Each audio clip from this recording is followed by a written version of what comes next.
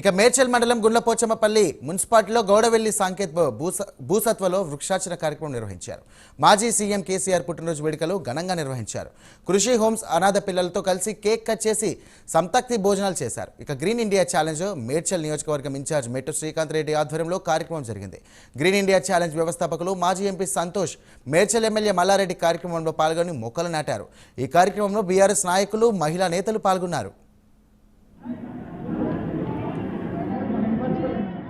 జన్మదినం సందర్భంగా మా దేశ ప్రజలందరికీ కూడా ధన్యవాదాలు, శుభాకాంక్షలు.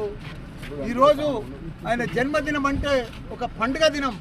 ఎందుకంటే భారతదేశంలో 28 రాష్ట్రాలు ఉంటే అందులో ఒక ఆదర్శ రాష్ట్రంగా తీర్చిదిద్దిండు మన కేసీఆర్ గారు.